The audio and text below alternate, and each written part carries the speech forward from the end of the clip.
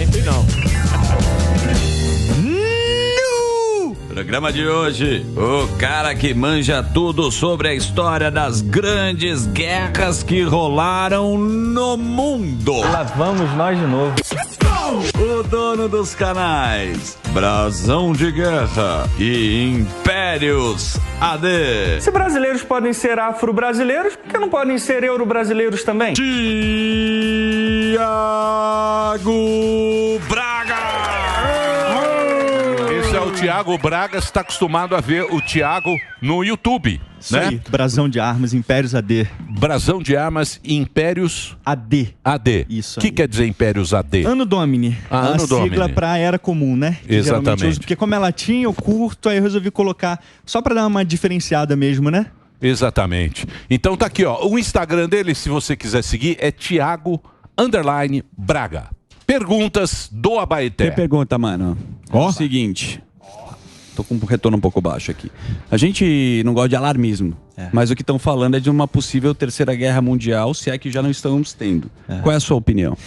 Assim, a gente sabe que prever o futuro, né, exatamente o que vai acontecer nos próximos anos ou nos próximos meses é algo muito complexo, né? Mas assim, quando a gente analisa do ponto de vista geopolítico, pegando a história, a gente já tem vários teatros se desenvolvendo para uma escalada de conflito. Mas, por exemplo, a gente tem visto muito agora recentemente uma cortina de fumaça em relação à guerra que é realmente válida, a guerra no ponto de vista de influenciar globalmente, que é a guerra na Ucrânia. Porque o lance da guerra de Israel, a gente vê um lance mais ideológico do que um lance, sabe, de impacto global mesmo. Por quê? Quando a gente, na terminologia militar, a gente fala de uma projeção de poder, a gente fala de potências envolvidas em conflitos que são capazes de arrastar esses conflitos para outras regiões. Isso a gente não vê acontecendo no Oriente Médio. Você fala União Europeia e a Rússia. Exatamente. Por quê? Porque a gente fala de um pedação da Ucrânia, né? A gente fala assim, um pedaço já considerável da Ucrânia e a expansão desse pedaço. O que eu digo para a galera é o seguinte, se a Ucrânia cai, a Ucrânia inteira cai, dificilmente a OTAN fica fora. Dificilmente a OTAN fica fora. Por quê? Porque a gente está falando de uma parte considerável da Europa Oriental e uma região produtora de grãos. Então esse é o conflito que realmente pode escalar, porque a gente está falando de uma potência já envolvida nesse conflito, que é a Rússia.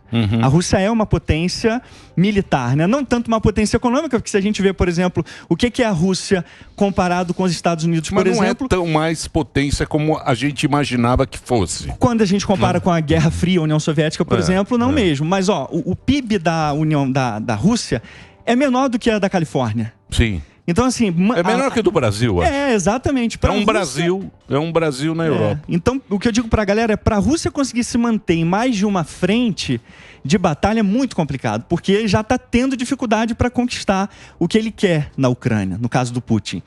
Só que se houvesse, por algum motivo, uma retirada de ajuda por parte da OTAN, por parte dos Estados Unidos na Ucrânia, e a Rússia conseguisse avançar, aí a gente tem envolvimento de outras potências europeias, que a gente pode dizer que são potências projetoras de poder, que é o Reino Unido, que é a Itália, que é a França. Então aí está o grande problema. Se a gente for para o Oriente Médio, a gente tem potências regionais que não são capazes de projetar esse poder para outras regiões. Mas eu discordo, apesar de respeitar seu discurso. Se a gente pegar, apesar de ideológico e ter teocracias, né, dentro do Oriente Médio, é o Ocidente contra o Oriente. Se ganha o Hamas, o Irã, por isso que os Estados Unidos apoiam Israel até hoje. Sim. E outros países, você viu que a própria União Europeia também se mexeu. A França falou. Então, assim, não é a guerra também pode ter uma escalada mundial no conflito do Oriente Médio. Perfeito. O que você está querendo dizer é o seguinte, uma possibilidade de uma escalada. A gente nunca pode descartar qualquer possibilidade de escalada. Mas o que eu quero dizer é, quando a gente vai para o Oriente Médio, a gente vai para uma região que não existe um interesse muito claro de outras potências se envolverem diretamente. O que a França faz, o que outros poderes europeus fazem é só o que a gente chama de deterrence, que é dissuasão. Tipo assim, olha, não se envolve, não... Sabe, Irã, cuidado, não entra aqui. Então são mais avisos do que envolvimento militar direto.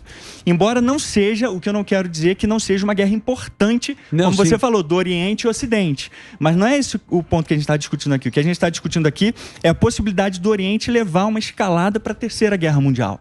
O que eu acho pouco provável nesse prisma, de a gente só ter ali Estados Unidos dando o seu poder de dissuasão. Mas não tem blocos definidos lá? A Rússia não está, a China não, também? Pois é, a gente não tem esse envolvimento direto. Novamente, a gente precisa distinguir esses dois pontos de estratégia, que é dissuasão e projeção de poder. Porque ali no Oriente Médio, se a gente for para a Índia, a gente tem Índia que é parceira econômica tanto do Irã quanto de Israel. Israel exporta muito material bélico para a Índia. E Índia tem treta com a China, né? E com o Paquistão. Ali é complicado aquela região ali também. Exatamente. Então o que a gente tem ali, na verdade, são o que a gente pode dizer de moderação de poder. Por quê? Não é um bloco unido. O bloco em si, ele está em constante discordâncias entre os países. Então, por exemplo, a gente tem uma potência enorme que é a Índia. Mas a Índia dificilmente vai se envolver diretamente, a menos de que seja por avisos. Olha, não haja guerra, Israel vai com calma, Irã vai com calma, fazer uma ou outra sanção. Agora, envolvimento direto... O que tem definido mesmo é a União Europeia que comprou a guerra com o Putin. Que é a OTAN contra a Rússia. Não é a OTAN. A OTAN tá meio... devagar, né? Tá mantendo a dissuasão. A OTAN fica ali, ela fica... Primeiro tentaram a sanção, depois estão dando dinheiro. Agora o Zelensky está pedindo mais 60 bi dos Estados Unidos para poder segurar a bucha, porque senão ele perde a guerra, né? Já está 5-1, pô. Porque quando a gente vai, por exemplo, para a Segunda Guerra Mundial, o que a gente tem? A gente tem Alemanha, a gente tem Reino Unido, a gente tem França, a gente tem potências envolvidas diretamente ali com seus interesses diretos. Quando a gente vai em Israel e Irã, a gente não tem potências envolvidas diretamente. Por quê? Se o Irã, por exemplo, fecha o Estreito de Hormuz em relação ao petróleo que vai para a China, a China manda aviso, não fecha, porque tem seus interesses próprios. E se o Irã fecha o Estreito de Hormuz, Irã se sustenta com o quê? Com nada. Ele depende da China. Depende do petróleo ser exportado para sobreviver. Que agora é tudo meio globalizado, né? Não é uma potência industrial capaz de desenvolver o seu próprio maquinário de guerra e expandir aquela guerra para fora. Então é isso que a galera não está entendendo. Embora tenha uma importância fundamental, essa guerra de Israel... Não se sustenta sozinho o país. Para se manter ali o mundo livre, a liberdade, né, que Israel, nesse caso, representa enquanto uma democracia isolada. Esse é um ponto válido. Agora, a gente encarar como uma expansão do conflito, como sendo algo, não é aqui que vai surgir uma terceira guerra mundial, porque tem Irã. Mas Irã nem é uma potência nuclear declarada. Tem projetos, se diz, mas a gente não tem evidências sólidas disso. Então, o que a gente precisa entender é que a Ucrânia, desde a época da União Soviética, sempre foi um fator decisivo para a escalada generalizada. E se a Ucrânia cai, a gente tem outros atores ali de projeção de poder muito grande. Fazer o break rapidinho. O break para DD. Vai lá, Reginaldo, faça o break aí rapidinho. A gente volta já batendo um papo aqui com o Thiago _Braga. O Instagram dele é @Thiago com TH _Braga. Ô, Thiago, o Emílio ele chama atenção um negócio que eu acho também interessante, que é a conquista de território. Que você falou, se a Ucrânia cair, aí a galera vai começar a se mexer.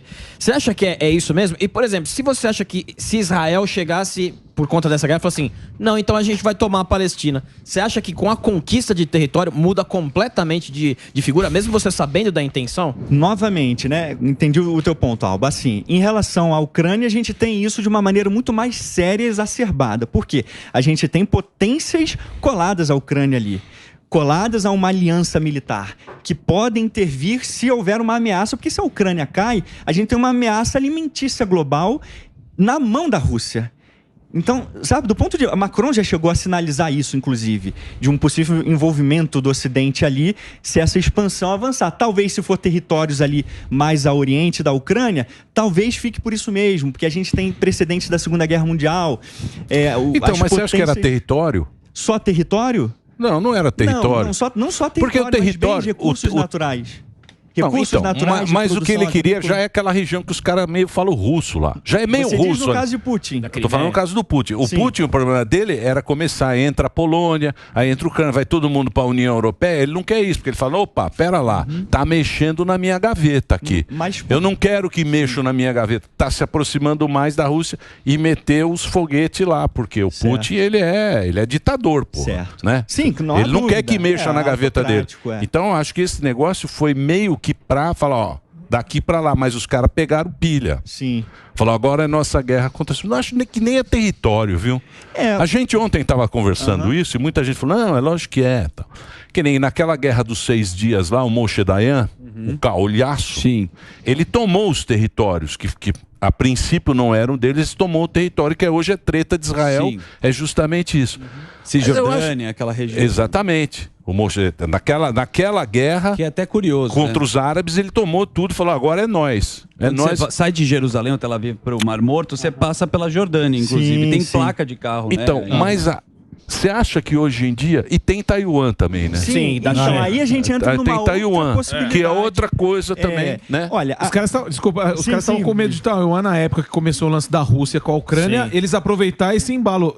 Tinha essa possibilidade ou ainda terá? Ou a possibilidade sempre existe, Morgado. Sempre existe. Por quê? A gente está falando de um conflito, pelo menos diplomático, e de novo a gente entra no lance da projeção de poder. A China tem uma marinha impressionante, a segunda maior do mundo.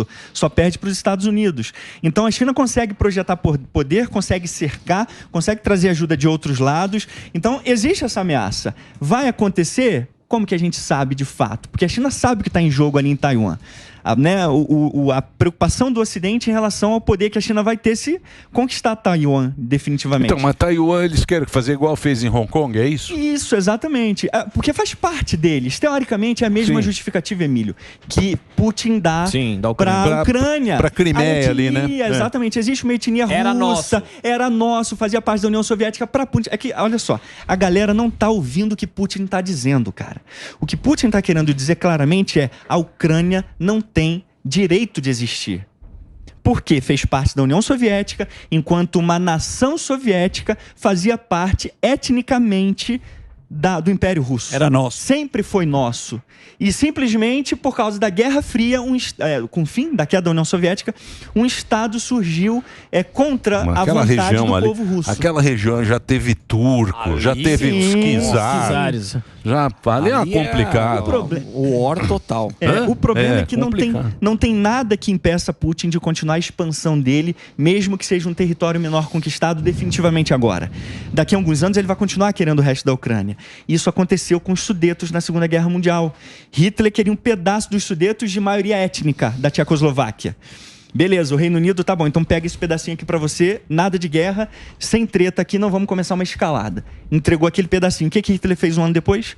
Tomou o resto da Tchecoslováquia. Então, mas ali a Alemanha queria ter outros territórios. Porque tinha a França, queria a expansão. Então, fazia sentido a guerra. Hoje em dia, não sei o que o cara quer território. Mas se você pega um território gigantesco como o da Ucrânia, tá louco. Você tá super bem por muito tempo. Você o cara já tem a rua, já tem lá uns problemas dele. Tudo, cara, é poder e dinheiro. Exatamente. Ninguém quer perder poder e ninguém quer perder dinheiro. Eu não sei. Eu acho que o Putin tá perdendo, com tudo que ele tá perdendo da Rússia hoje, você acha que ainda vale a pena ele prosseguir com isso? Mas não há dúvida. É o tudo ou nada, né? Porque a mentalidade de cerco que existe na Rússia é a mesma mentalidade de cerco que existia na União Soviética. O bloco capitalista nos quer cercar e quer acabar com a gente. Então, é uma guerra de vida ou morte. Não só do povo russo, quanto do Estado russo de existência. Então a gente tem que lutar. Essa mentalidade de cerco é que faz com que a máquina de guerra russa continue existindo. Então a gente não pode subestimar o que está acontecendo na Ucrânia. Então, mas o Putin, o que ele coloca é, por exemplo, o francês não vai mandar o jovem francês morrer nessa guerra. Exatamente. O Ocidente não manda mais jovem pra guerra, hein? É isso aí. Tem essa também, né? Que a gente é uma cambada de bunda mole agora, que o nego não vai nem... Geração frouxa. O cara nem vai no coelho, ele fica na Twitter mandando hashtag. Fica na linhagem geek e não pega na arma. Mandando hashtag no Twitter. Mas é isso que a China quer. Bando de bunda mole. É isso que a China quer com o TikTok. O Ocidente. O Ocidente é react na Twitch, né? Aí o que acontece? Já morreu 500 mil. Caramba. Essa guerra aí já tá indo cara de 15 anos pra guerra. Você fala de trincheira mesmo, né? Guerra de trincheira. Virou, já era. Mas lá não tem essa Mas tá conversa. perto do fim, né? Que você falou, porque vai acabar o dinheiro e vão ter que entregar, né? Então, você acha que é o Trump, e o Trump ia falar, ó, vocês são cossacos, vocês se entendam. Cada um com o seu... É bem possível que o Trump cumpra essa promessa realmente. Ele ia fazer isso. É bem possível que... ainda existe a possibilidade até de sair da OTAN, porque é uma promessa que ele já faz há muito tempo. Porque ele é isolacionista. America First, né? America First, a gente tem toda essa visão de que... E de fato, se a gente olhar Estados Unidos... Eu até mandei um gráfico aqui, se puder colocar na tela para galera entender. Coloca aí o gráfico. Do expenditure, dos gastos americanos em relação a poderio militar. Vamos dar uma olhada para a galera entender, ó. A gente tem ali Estados Unidos chegando a 1 trilhão de gasto. Se você comparar com a China, por exemplo, que está aumentando os seus gastos militares, não chega nem na metade ainda. Mas o que acontece é o seguinte, Estados Unidos está esticando tanto o seu poder de influência que isso vai afetar localmente por uma possível escalada futura com a China. Mas depois ele vende a arma, né? Sim, e a reconstrução. É um financiamento. Os recursos são limitados também, né? É isso aí. Ele empresta e depois tem que pagar. E tem eleição agora, ele tem que fazer uma média. Então, assim, os Estados Unidos é o país que mais influencia a geopolítica global, no sentido de que outros países querem ajuda. Israel, ajude a gente aqui, Estados Unidos. Continua ajudando. Ucrânia, continua ajudando. Então, o mundo livre vai sempre apelar para os Estados Unidos. Enquanto os Estados Unidos tiverem esse poder de influência, de dissuasão e de projeção de poder, vai continuar ajudando. Mas isso domesticamente é um grande problema para um mundo que está cada vez mais ficando polarizado. Com a China surgindo, isso vai trazer grandes problemas para os Estados Unidos enquanto defesa própria. Agora, é por conta disso que o Putin advertiu, que eu vi uma matéria aqui falando, o Putin adverte o presidente iraniano que uma escalada com Israel teria consequências catastróficas. Esse seria o quê? Um medo do Putin de tipo, cara, se você continuar atacando Israel, vai entrar Estados Unidos, esse é o medo? Isso, de certa forma, como a gente está falando aqui, é o lance da dissuasão. Sim. Né? De enquanto uma potência, a gente está falando de Rússia enquanto um poder dissuasivo de bomba nuclear. Porque enquanto militarismo, a Rússia não é tão poderosa. Não chega nem aos pés dos Estados Unidos. É fraca. Não é fraca. É tudo velho. É tudo anos 60. Só tem lada lá. Precisa passar óleo no tanque. Tem a maior marinha do mundo, mas uma marinha caduca já. É igual o Minas Gerais. É uma marinha caduca. Sabe o nosso Minas Gerais? É tudo igual o Minas Gerais, que é o nosso porta-aviões. A gente tem um velho vendendo pra muito bem. Então, pode completar. Dizem isso, que a Rússia tem um grande poderio naval que consegue projetar poder, mas é velho, é ineficiente, porta-aviões. Tem 1 ou 2 porta-aviões caquéticos também. Então não dá para a Rússia sair de onde ela tá. Ela tem que ficar ali. Sim. E conquistar a Ucrânia vai ser uma vitória e tanto. E é lá que a gente tem que olhar em relação ao problema global. Boa. Tiago, queria agradecer. Espero que você volte aqui. Vamos continuar esse papo? Sim. Eu que agradeço aí. Você vai antecipando pra gente. É bom estar junto com vocês de novo. Tiago é bom. O Tiago tá nas redes sociais, é Tiago_Braga, e ele tem os canais dele no YouTube, é Brasão de Armas e Impérios AD. Você tem história lá, tem toda cronologia, batalhas, né? Eu faço análise de filmes e séries e tal. Olha só que bacana. E tem treta também lá. Treta, tem treta? Tem com o Alba. Então já me gostei. obrigaram a me enfiar em tretas aí, cara. Ah, é? Não, mas isso é da internet. Faz parte da guerra. Muito bem. Tiago_Braga, siga o Tiago aqui na programação da Jovem Pan.